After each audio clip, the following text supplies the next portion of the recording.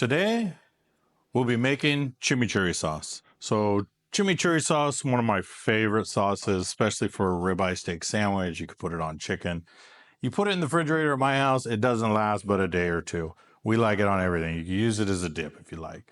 So chimichurri, really easy to make, not that many ingredients. Italian flat leaf parsley, some paprika, salt, pepper, lemon juice is what I use.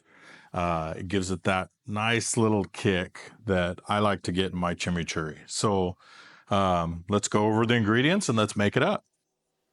So you're going to want to get yourself a mortar and pestle. Get yourself one. You're definitely going to want one.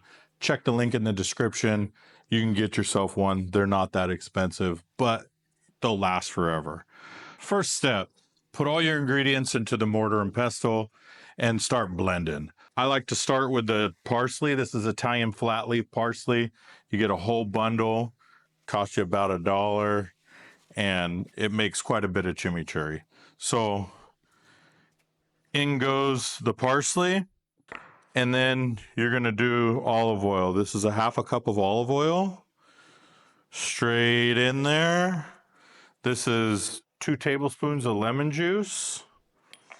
And this is a mix. I got it all mixed already together here. It's salt, red pepper flakes, dried oregano, salt. All of them are 1/4 teaspoon measurements.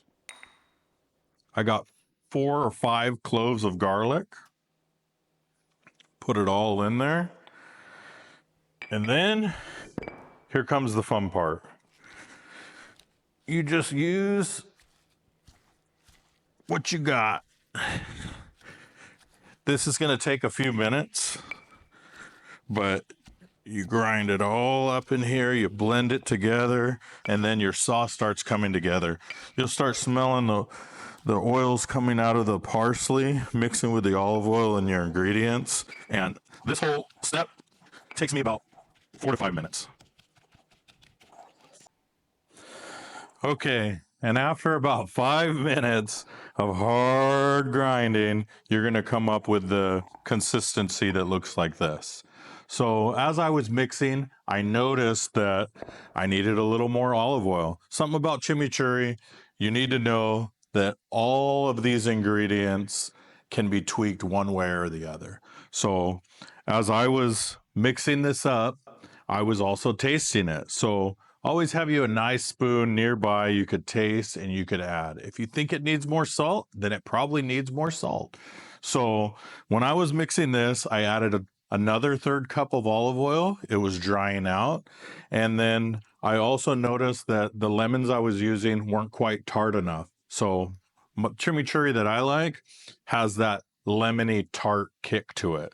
So what I wound up doing is I added in just a splash of red wine vinegar. You want that acidity. So if your lemons aren't giving you what you need, go to your pantry, throw in a little bit of vinegar, and you're going to be right where you need to be. So that's the great part about cooking is you need to be testing, experimenting, tasting, and seeing what you like. The recipe is going to be in the link below. Don't be afraid to experiment. So this chimichurri sauce goes great on a ribeye steak sandwich, like I said earlier. That also has paprika in it. I don't think I mentioned it earlier, but it will be in the link below.